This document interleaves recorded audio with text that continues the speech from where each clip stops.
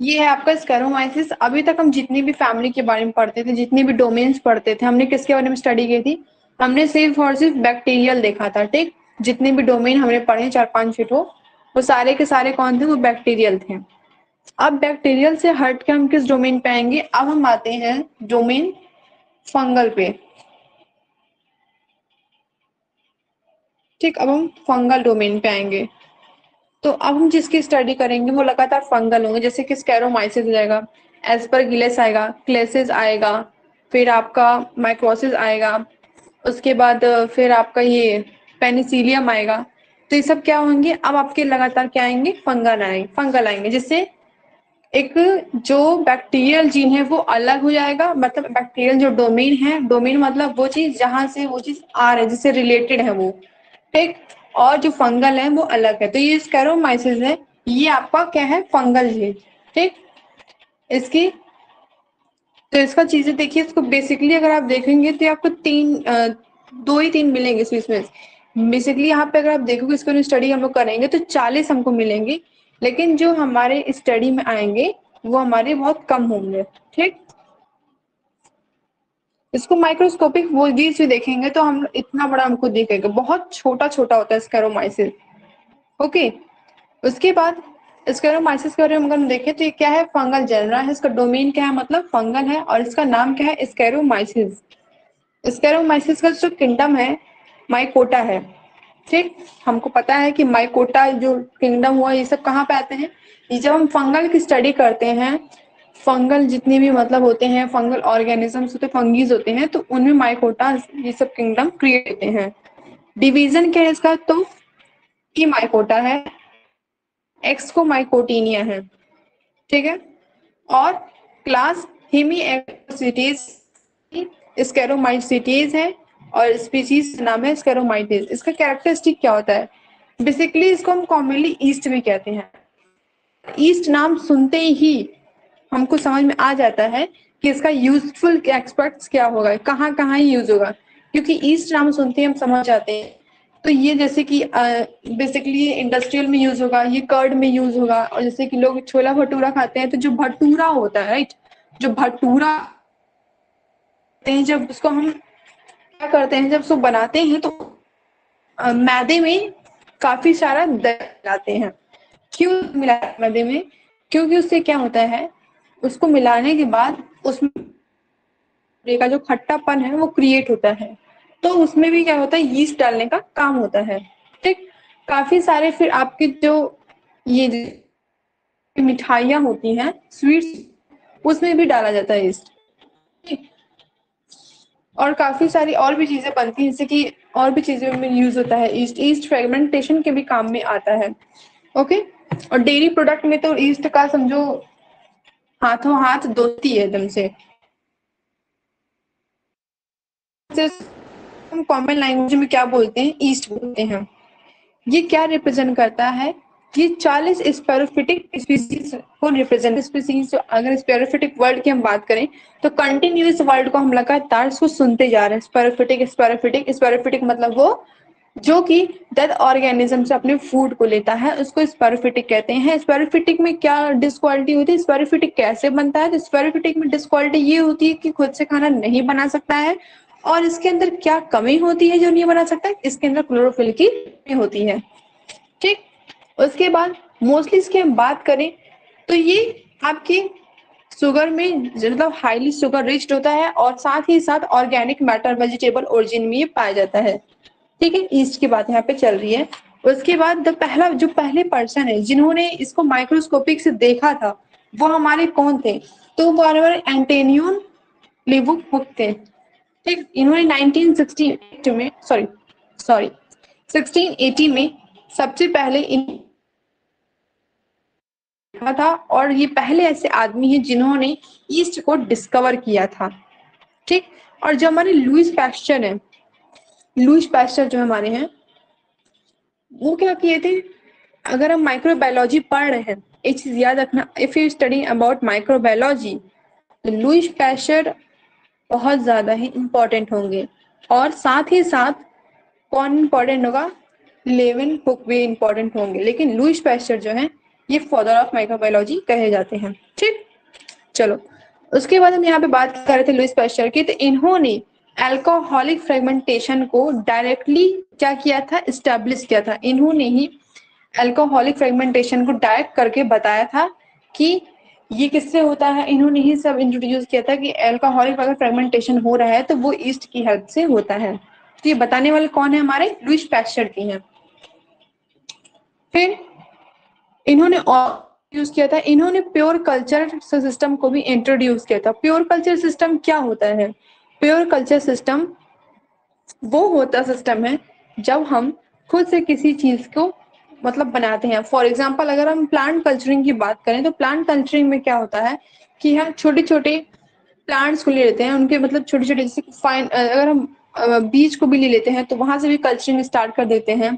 उसके बाद एपीकल्चर जो होता है, सॉरी एपीकल्चर नहीं, फिर हॉर्टिकल्चर। ठीक, जो हॉर्टिकल्चर होता है आपका, इसमें प्लांट कल्चर की ये बात चलेगी। और ये जो है ये हॉर्टिकल्चर जो आप इसके बारे में पढ़ोगे भी, ऐसा नहीं पढ़ोगे, आपका ये जो बॉटनी का पेपर नंबर 3 है उसमें एक यूनिट जो है पूरा आप उन्हीं के बारे में पूरा स्टडी करोगे, कैसे कल्चरिंग होती है, क्या डलता है, कितने टाइम तक उस पेड़ को रखा जाएगा, फिर उसका मतलब उसको कितना लाइट की जरूरत पड़ेगी, उसमें कौन कौन सी क्वेरीज आएंगी। ये सब जो बॉटनी का पेपर नंबर 3 है उसका एक यूनिट तो सिर्फ आप समझो इधर ही चला जाएगा आपका। ठीक, पूरा पेपर नंबर 3 इन्हीं सब पे डिपेंड है। वो पूरा आपके फॉजल की स्टडी कराएगा। फॉजल की स्टडी के साथ साथ उसमें कैसे प्लांट की सिंथेसिस का काम चलता है और फिर उसकी कटिंग कैसे करने का उसमें पता है। आपको ऐसे लग रहा है कि बहुत इजी है, प्रोटोप्लास्ट के बारे में पूछता है तो, लेकिन उससे बहुत डीप डीप नॉलेज पूछी जाती है। जब वाइवा वो होता है तो बहुत अच्छा, इतना अच्छा पूछते हैं ना कि लगता है कि थोड़ा सा और पढ़े होते हैं। साथ ही हम यहाँ पे प्योर कल्चर की बात कर रहे थे, तो जो लुईस पैस्चर जी हैं इन्होंने प्योर कल्चर क्या कहते हैं इस पे क्या किया, इसको इन्होंने भी इंट्रोड्यूस किया था और साथ ही इन्होंने इसको इलेबरेट भी किया था। किससे मिलके? तो इसी हैंसन से मिलके इनके साथ इन्होंने इलेबरेट किया था, क्योंकि सबसे पहले लुईस पैस्चर किए थे, उसके बाद लुईस पैस्चर के करने के बाद इसी हैंसन ने इसको बताया था। तो इसका एक और देखिए इस में जो है वो है आपका स्कैरोमाइसिस क्रेविसिस। तो स्कैरोमाइसिस अगर आप बेसिकली देखोगे तो आपको हमेशा इसी शेप में दिखेगा। ठीक, एक छोटा सा बॉल, एक छोटा सा मतलब बॉल कह लीजिए या फिर छोटा सा स्फेरिकल शेप कह लीजिए। स्फेरिकल तो पूरा होता नहीं है, थोड़ा सा कॉनिकल भी मतलब ओवल भी होता है, इसलिए ऐसा होता है। ठीक, साथ में अगर इसका हम और देखते हैं, डीप देखते हैं, तो इसका हमको इस तरह से देखते हैं। इसके अंदर जो ये स्ट्रक्चर्स है ना, ग्रीनिश येलो रेड, ये इसके डीप का है, इसके अंदर की चीजें दिखाता है। यही जो होता है ये अंदर वाली चीज है, यही अपना मेन रोल प्ले करता है। ओके, और इसको इस तरह से भी देखा जाता है जब ये ग्रुप ऑफ बंडल में पाया जाता है। और ये जो उभरा उभरा छोटा छोटा ये जो उभरा उभरा है ना, ये डॉटेड जो लाइन दिख रही होगी आपको, कलर ही नहीं दिख रहा होगा, ये जो डॉटेड टाइप दिख रहा है ये छोटा छोटा उभरा हुआ, ये इसके अंदर का ही पार्टिकल है जो कि यहाँ पे कलरफुल में आपको ये दिख रहा है।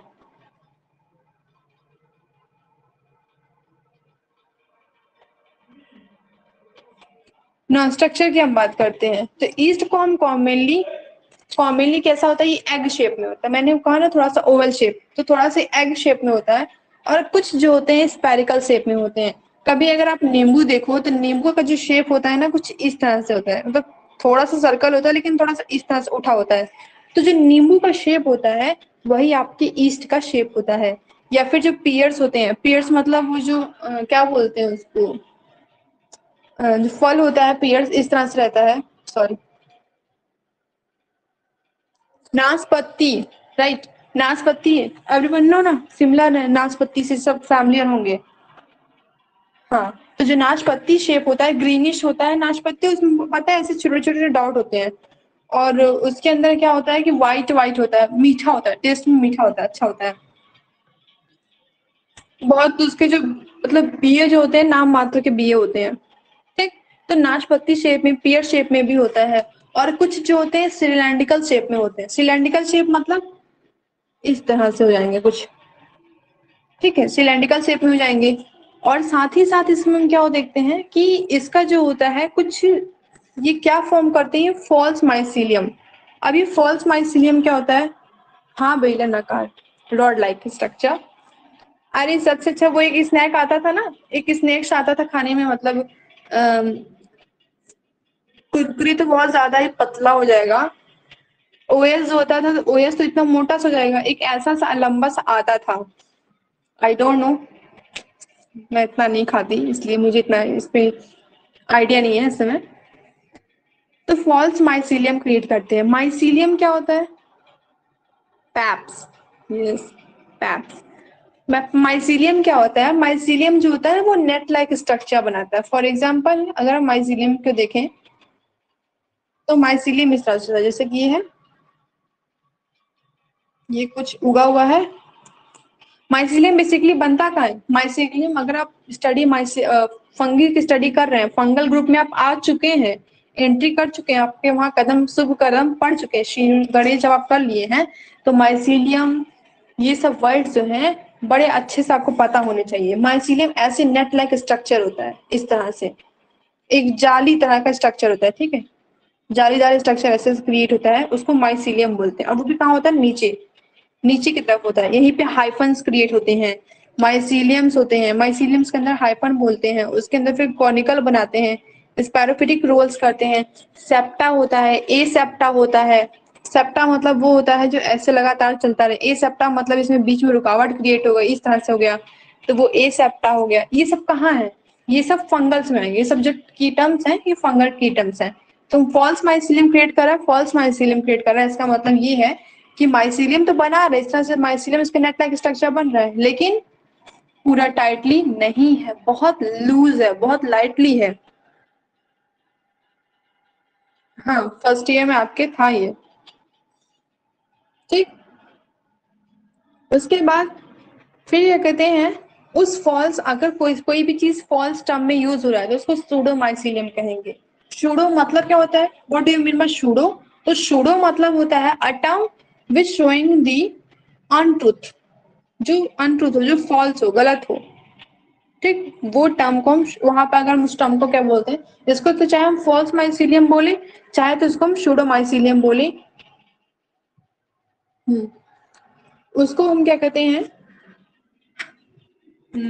फॉल्स वर्ल्ड को हम सूडो कहते हैं। जैसे कि अभी जब आप ये जूलॉजी पढ़ेंगे, तो जूलॉजी में आपका ये जो पेपर नंबर 3 होगा, हाँ, पेपर नंबर 3 में, उसमें आप बहुत तरह के एसेक्सुअल जब रिप्रोडक्शन पढ़ेंगे, क्योंकि रिप्रोडक्शन आपका एक टॉपिक है, तो एसेक्सुअल जब आप रिप्रोडक्शन पढ़ेंगे तो उसमें इतना सारा एसेक्सुअल रिप्रोडक्शन है, इतना सारा एनिमल्स में है कि समझ में आ जाएगा कितना सारा है। अक्ष में मतलब, सॉरी, हाँ ठीक, तो उसमें जब आप उसमें आपको लगातार शूडो एसेक्सुअल रिप्रोडक्शन ये सब वर्ड लगातार आपको पढ़ने पड़ेंगे। अच्छा, ठीक। उसके बाद इसकी रेंज क्या होती है? तो इसकी रेंज जो होती है आपके 1.5 1.5 माइक्रोमीटर होती है। उसके बाद इसकी विड्थ 8 से लेके 30 इन लेंथ होती है। उसके बाद ईस्ट की हम बात करें तो hyaline, now yeast cell appear hyaline, ये वर्ड आप क्या आपका हाईलाइन वर्ड। तो जो हाईलाइन वर्ड जो हुआ, इसका मतलब ये है कि ईस्ट तो प्रेजेंट होता है, ऐसे ऐसे ईस्ट है आपका प्रेजेंट, ठीक, लेकिन ये हाईलाइन में कहने का ये मतलब है कि एक तरह का जो लाइन है वो क्रिएट कर रहा है, और उस लाइन के अंदर जो माइसीलियम बना हुआ है, ठीक, उसी पे, क्योंकि माइसी जो हाइलिनियन होता है, हाइलिन जो होता है वो माइसीलियम में ही होता है, ठीक। उसके बाद बट इन कॉलिन कॉलोनीज, मतलब कहने का ये मतलब है कि ये तो है हाईलाइन है, लेकिन ये किस में अपेयर होते हैं? कॉलोनीज में अपेयर होते हैं। और साथ ही किस तरह से होते हैं? तो ये एक व्हाइट क्रीमी कलर क्रिएट करते हैं, किसके साथ? एक ब्राउनिश पिगमेंट के साथ।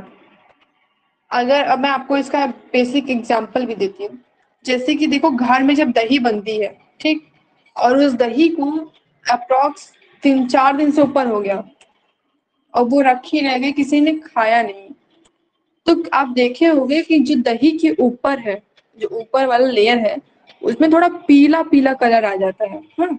जैसे कि दही होती है तो दो दही की लेयर होता है, वो पीला पीला अजीब सा कलर आ जाता है। साथ ही क्या होता है कि जब दही हमारी 1-2 दिन पुरानी भी हो जाती है तो बहुत खट्टी हो जाती है। ऐसा क्यों होता है?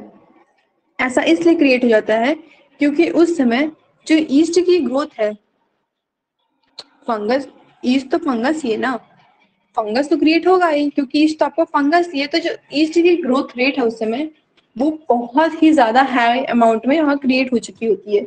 इसलिए बहुत ज्यादा ईस्ट होने की वजह से वो क्या हो जाता है, बहुत खट्टा हो जाता है। और उस खट्टी, उतनी ही खट्टी दही को जब आपका ये भटूरा बनाया जाता है तो उतनी ही खट्टी दही को मैदे में डाला जाता है और उसके जब गूंथ लिया जाता है, उसके आटे को गूंथने के बाद भटूरे को, उसको अप्रॉक्स आधे घंटे के लिए रख दिया जाता है।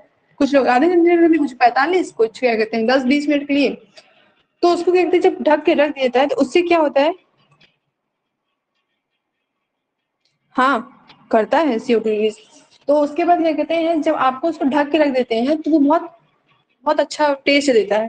क्यों? क्योंकि वो दही बहुत खट्टी हुई, उसमें ईस्ट के अमाउंट बहुत ज्यादा हो गया है और जिस उसमें ईस्ट के अमाउंट ज्यादा होने की वजह से वो क्या होता है, भटूरा जो है वो उभर के आता है।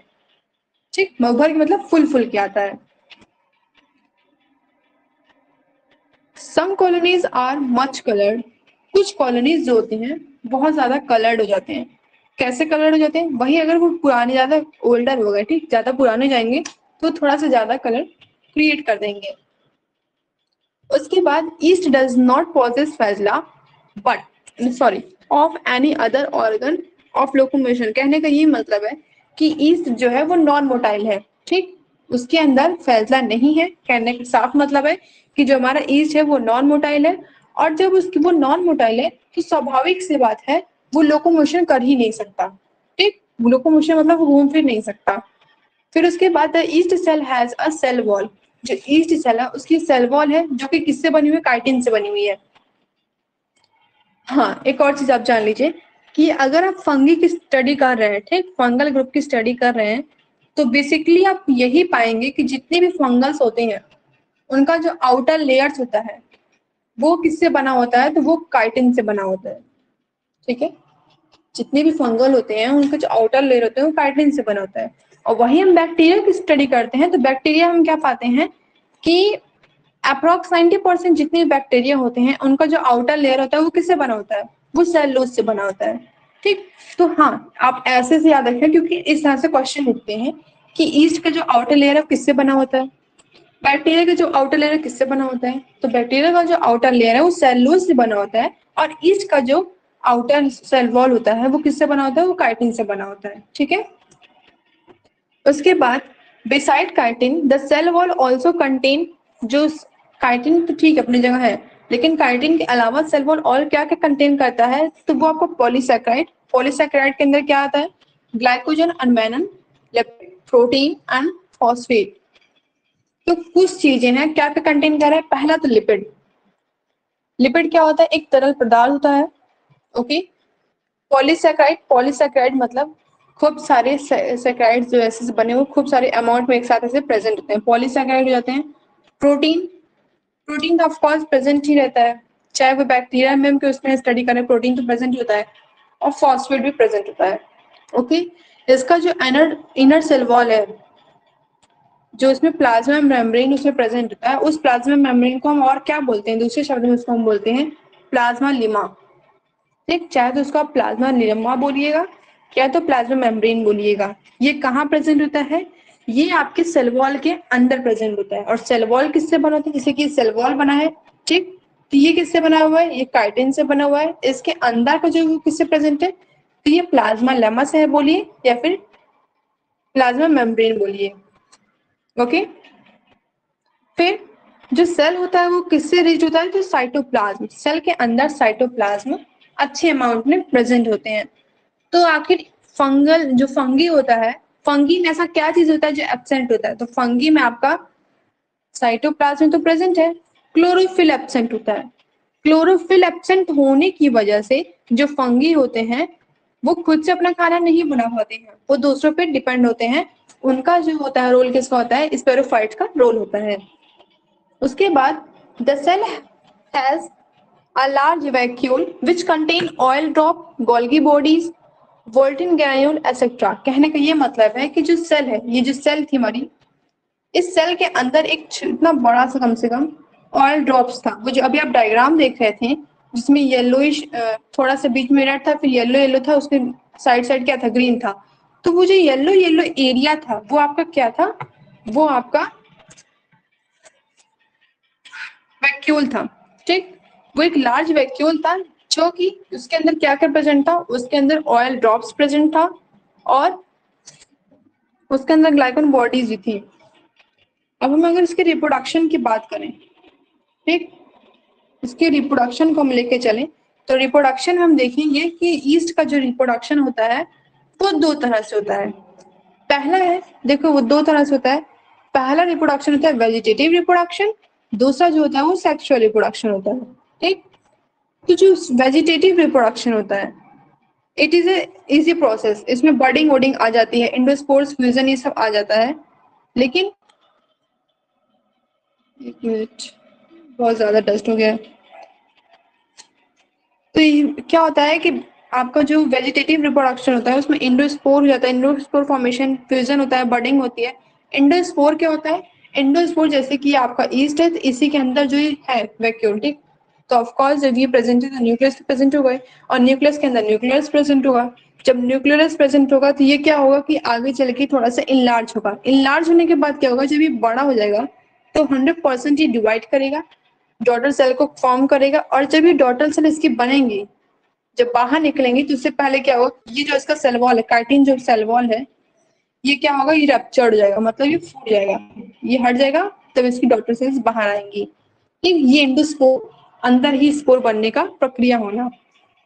फिर सेक्सुअल रिप्रोडक्शन की, सेक्सुअल रिप्रोडक्शन कैसा होता है, एस्केरोस्पोर्स में होता है।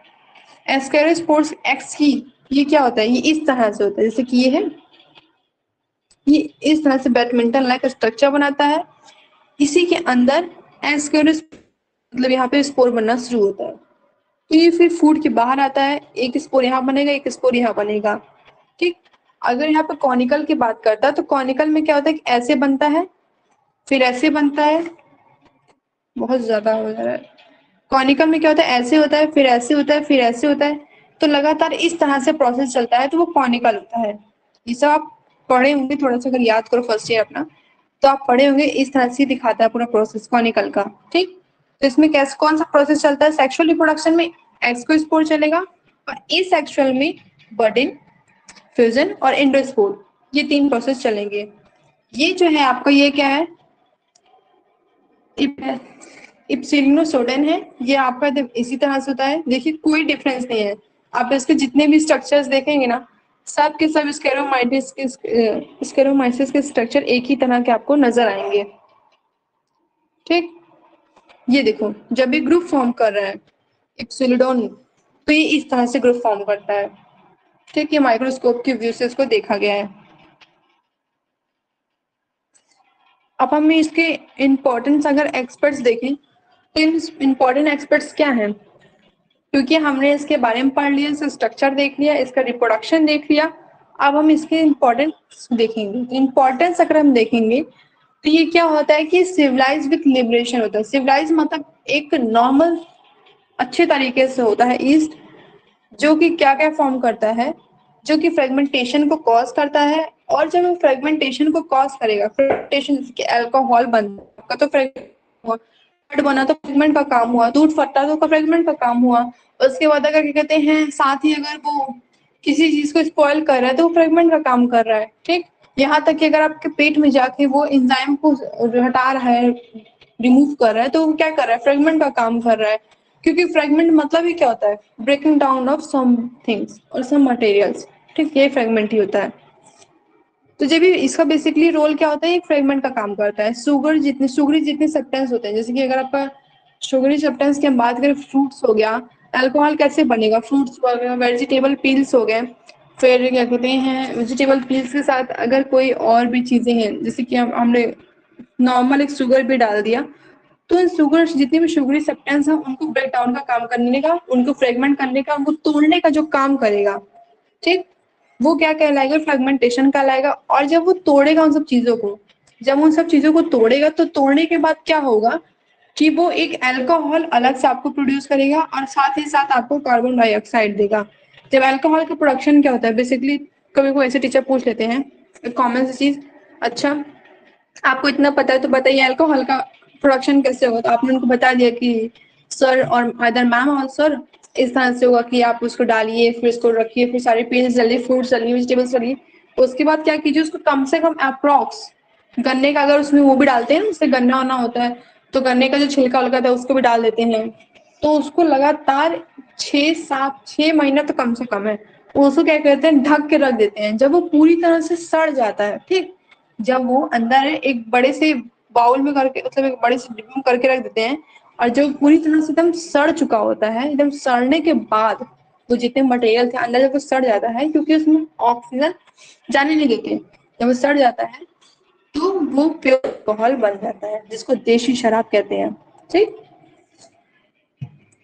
उसके बाद इसका सिग्निफिकेंट रोल क्या है तो इसका बेकरी बेकरी इंडस्ट्रियल में यूज करते हैं बेकरी, जैसे कि आपका ये जो आप बिस्किट उस्किट खाते हैं ना जो आती है मतलब मोटी मोटी जो बिस्किटियाँ होती हैं तो इनको भी मतलब से बनाया जाता है ईस्ट के हेल्प से बनाया जाता है। फिर जो आपका आपने एक बिस्किट सुना होगा डाइजेस्टिव बिस्किट, तो जो डाइजेस्टिव बिस्किट होता है जिसको कहते हैं ना कि जिसको डायबिटीज की प्रॉब्लम उसको उसके लिए बहुत अच्छा होता है, तो उन समय में आपका एल्कोहल का सॉरी सॉरी सॉरी उन समय आपका ईस्ट का यूज होता है। ठीक, साथ ही हम बात करें तो इसको केक बनाने में भी ब्रेड और बनाने में भी काफी इसका यूज किया जाता है। ब्रेड कैसे बनेगा, मैदे को लेते हैं, हम ब्राउन ब्रेड की बात नहीं कर रहे हैं पहले बता दे रहे हैं, मैदे को लेते हैं, मैदे को लेने के बाद क्या करते हैं उसमें खूब सारा ईस्ट डाल देते हैं और उसको खूब देर के लिए रख देते हैं। उसके बाद उसमें होता है उसको डगिंग का काम होता है, मतलब उसको गूंथा जाने का काम होता है। फिर उसका बहुत पतला पतला स्लाइस काट के उसको क्या किया जाता है उसको वो किया जाता है हीट किया जाता है। ठीक, तो फुल के क्या होता है क्योंकि वो पूरा अंदर से ब्रेड कैसे होता है, ब्रेड प्योर चीज नहीं है, वो जब पूरी तरह से सड़ जाता है आपका ना मैदा और वो जो होता है ईस्ट दही जो पूरी तरह से सड़ जाता है तभी आपका ब्रेड जो है बहुत सॉफ्टी और अच्छा बन के आता है। ठीक,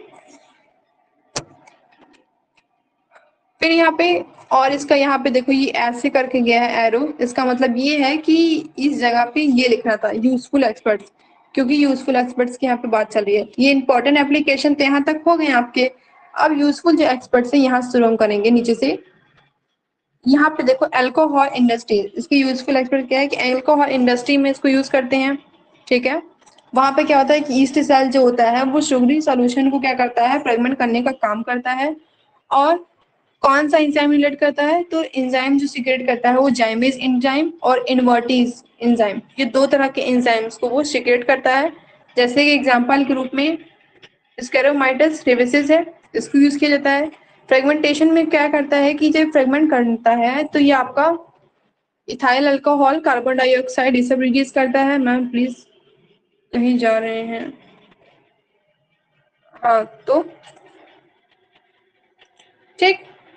उसके बाद वाइन जब बनता है तो वाइन वाइन मतलब शराब जब ये बनता है तो क्या होता है कि वाइन के टाइम से कौन सा होता है स्केरोमाइटिस इथ्लेडियन का यूज होता है।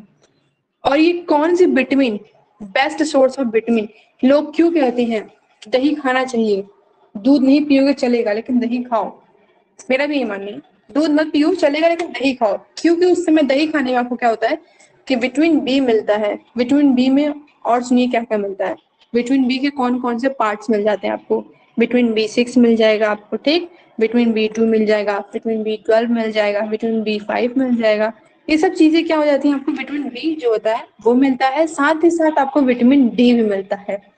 आजकल रिसर्च की स्टडी की गई थी अप्रोक्सीमेटली 3 महीने पहले इसको पढ़ा था, तो रिसर्च ने बताया कि आजकल के जो बच्चे हैं, ठीक, आजकल के जो बच्चे हैं वो पहले के बच्चों के कंपेयर में या फिर आजकल के जितने भी लोग हैं वो पहले के लोग के कंपेयर में इतने यंग क्यों नहीं है। आज छोटी सी एज में अगर कोई बच्चा 15 आप बेसिकली देखे होंगे घर में या फिर घर में नहीं, अगर आपने नहीं देखे हैं तो बाहर कहीं तो देखे ही होंगे कि बच्चा 15-16 साल का हो रहा है, ठीक, उसके व्हाइट व्हाइट हेयर देखना शुरू हो जा रहे हैं।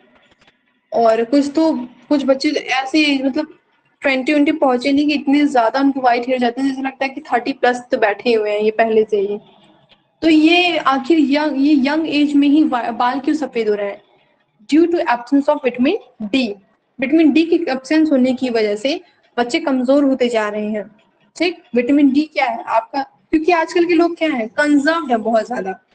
पहले के लोग क्या थे, अच्छे से धूप में निकलते थे, आते जाते थे। आज क्या एकदम एक कंजर्व्ड प्लेस है कि आप बाहर गए, बाहर से आप डायरेक्ट घर में आओगे, घर में आप डायरेक्ट घर में बैक रहोगे, बाहर कोई नहीं निकलता है, कोई किसी से इंटेलेक्चुअल नहीं है।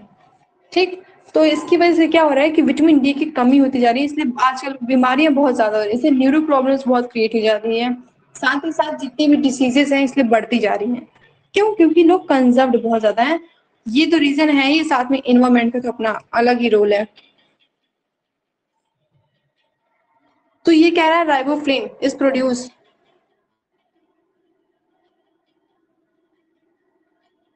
हाँ, विटामिन बी 7 की कमी से तो होता ही है। वो तो है कि बाल आपके क्या कहते हैं, विटामिन बी 7 रहेगा नहीं तो आपके बाल बहुत झड़ेंगे, साथ ही साथ आपके बाल सफेद होंगे। लेकिन पता है विटामिन बी 7 अगर आपके पास थोड़ा का एब्सेंस भी है ना तो चल जाएगा, लेकिन अगर आपको विटामिन डी एब्सेंस है ना डियर, तो वो नहीं चल पाएगा। क्यों? क्योंकि विटामिन आप बेसिकली अगर आप मैं मतलब बता रही हूँ एक तरह से, खुदा ना खास्ता किसी को हो कुछ, जैसे कि अगर किसी को प्रॉब्लम हो जाती है, ठीक, और किसी को प्रॉब्लम हो जाती है तो जो आपको हार्ड दवा देता है ना डॉक्टर, तो उसमें आपको नहीं पता रहता, आप थोड़ा सा कभी मेडिसिन के टैबलेट्स उठा के पी पढ़िएगा। हमेशा पढ़ना चाहिए, मेरा मानना है पढ़ना चाहिए, आपको इससे नॉलेज होगी। तो पढ़ने में हम लिखे देखेंगे नहीं कि आपको एक दवा विटामिन डी की मिलती है। ठीक, विटामिन डी की दवा आपको मिलती है। जब ये कोरोना पीरियड था, अभी भी है वैसे, फोर्थ आ रहा है वेव्स, लेकिन जब ये आपका कोरोना पीरियड था तो लोग जब मेडिसिन लेते थे तो विटामिन डी की मेडिसिन भी लेते थे। क्यों लेते थे? क्योंकि हड्डियां जो है ना वो कमजोर हो जाती हैं दवा लेते लेते, और जब हड्डियां कमजोर हो जाती हैं दवा लेते लेते, तो जैसे कि अगर आपको कहीं बहुत मतलब गिर उड़ गया, चोट लगी, तो हड्डी फ्रैक्चर हो जाता है। बोन जब फ्रैक्चर हो जाएगा ना, क्यों? कमजोरी की वजह से होता है। इसलिए विटामिन डी बहुत ही ज्यादा इंपॉर्टेंट होता है। तो riboflavin is produce by ash of gossypii. कहने का मतलब राइबोफ्लेविन मतलब ये कौन सी विटामिन की बात कर रहे हैं? विटामिन 2 की बात कर रहे हैं। ठीक, तो जो विटामिन 2 है ये किससे प्रोड्यूस होता है? एश ऑफ ग्लॉस्पी से ये प्रोड्यूस होता है। Protein and vitamin are produce by cryptococcus. जो प्रोटीन और विटामिन है किसके जरिए प्रोड्यूस होते हैं? तो क्रेप्टोकोकस की प्रेजेंस की वजह से ये प्रोड्यूस होते हैं। तो क्रेप्टोकोकस जो है प्रोटीन और विटामिन को प्रेजेंट करने का काम करता है। ठीक, इफ यू टेकिंग ईस्ट, तो उस पीरियड में। अब हम ह्यूमन पैथोजन की बात करते हैं। Human pathogen, what do you understand by pathogen? Pathogen term मतलब वो होता है, जैसे कि यहाँ पैथोजन मतलब होता है कि वो चीजें जो हार्मफुल हो। ठीक, हार्मफुल जो होता है वो पैथोजन कहलाता है। I think which organism thinks anyone which causing the disease is known as pathogens. Human pathogen की बात करें तो ह्यूमन में जैसे कि क्रेप्टोकोकस है, तो क्रेप्टोकोकस न्यू फॉर्मिस क्या कॉज करता है? ये आपके सेंट्रल नर्वस सिस्टम मतलब सीएनएस में मेंटल डिसऑर्डर की को फॉर्म करता है। मेंटल डिसऑर्डर को कहते हैं कि दिमाग कम काम कर रहा है क्या, दिमाग नहीं चल रहा है क्या तुम्हारा, लगता है पगला गए हो, ऐसा क्यों बोलते हैं?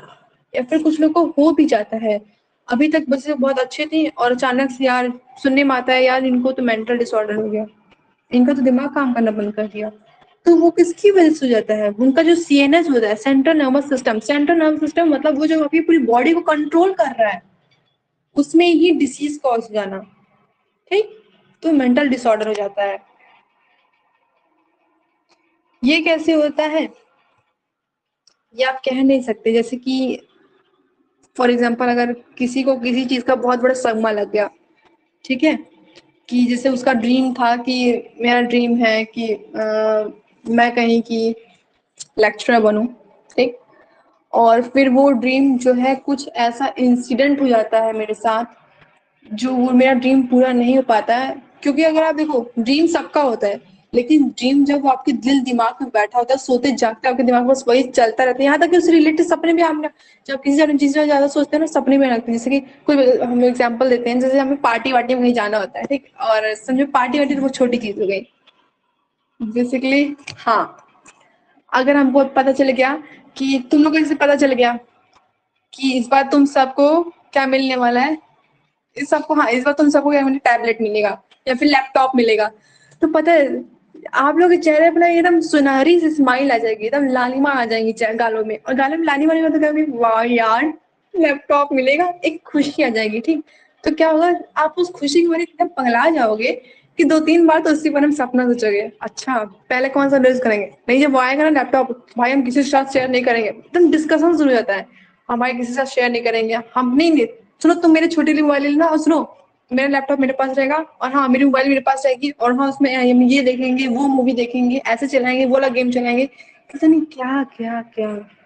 और जब वो चीज आपके करते नहीं हो पाता है फुलफिल, हाँ, ओवर थिंकिंग वर्ड एक अलग हो जाएगा। बेसिकली जो होता है ना, मेंटल डिसऑर्डर आपके डिप्रेशन से भी हो जाता है, विटामिन की कमी से तो नहीं होता डियर, ये आपके ओवर थिंकिंग, लोग कहते हैं ना डिप्रेशन,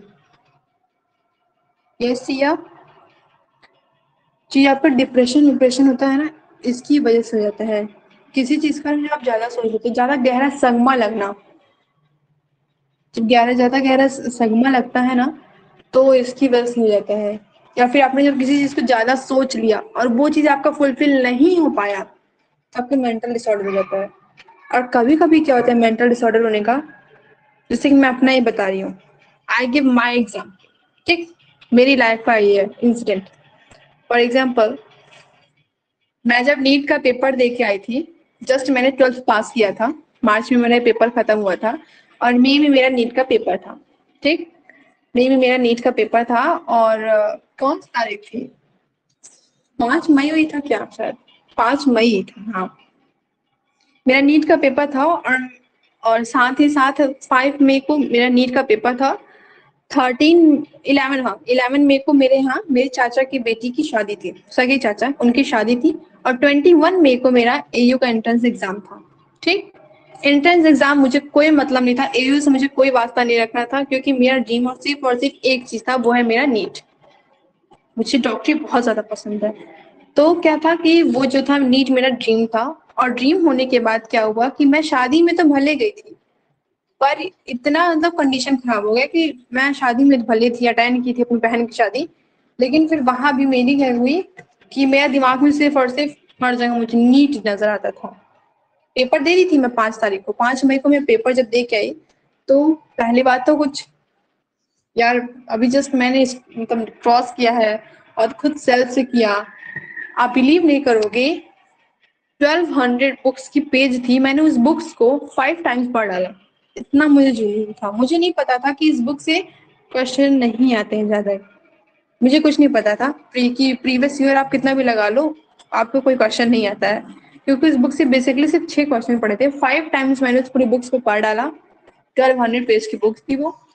उसके बाद मैंने एनसीईआरटी लास्ट टाइम में टच किया था, जब मेरे पास 2 दिन बचे थे, तब मैंने एनसीईआरटी ग्लैंस किया, सिर्फ ग्लैंस किया था, और मुझे बाद में पता चला कि एनसीईआरटी से ही पूरे क्वेश्चन छप छप के आए थे पूरे अच्छे से। नीट का पेपर दे के आई, पेपर देने के बाद मैं, दीदी की शादी 11 मई को हुई, मैं 13 मई को इलाहाबाद आ गई, जब मैं 13 मई को यहाँ पे आ गई, तो यहाँ पे आने के बाद क्या हुआ कि जब मैं यहाँ पे आ गई, तो उसके बाद क्या हुआ कि एक प्रॉब्लम हो गई, मैं अपना एग्जाम 21 मई को दे के आई, और मेरा रिजल्ट 6 जून को आ जाता है नीट का, और रिजल्ट में क्या आता है that I can't qualified it, ठीक, मुझे नहीं मिल सकता, 200 नंबर कोई मैटर नहीं करता है नीट के एग्जाम में, अगर आप जनरल कैटेगरी के हो तो 200 नंबर कुछ मैटर नहीं करता है, आपको 650 लाना ही जरूरी होता है, 720 का तो होता ही है पेपर,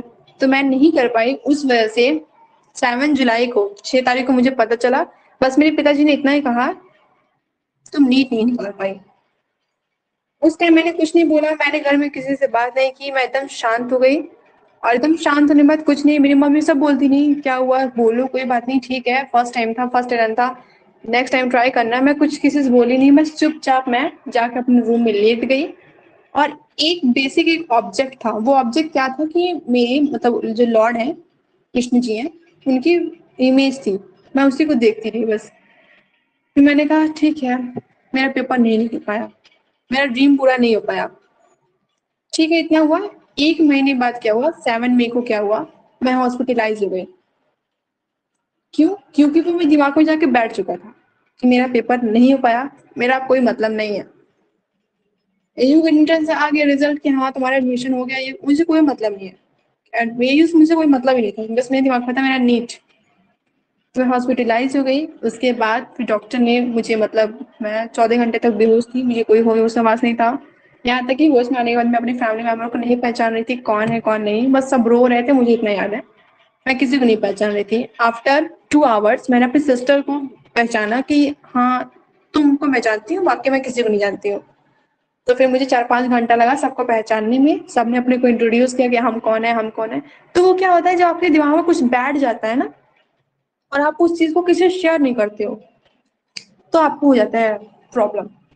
ठीक, डिप्रेशन बहुत बहुत बड़ा रोल प्ले करता है। इसलिए होता है, कुछ ड्रीम्स होते हैं जो आपके माइंड में बैठ जाते हैं, जिनके बारे में ज्यादा ज्यादा आप चाहते हो जिस चीज को, वो बैठ जाता है, तो हो जाती है प्रॉब्लम क्रिएट।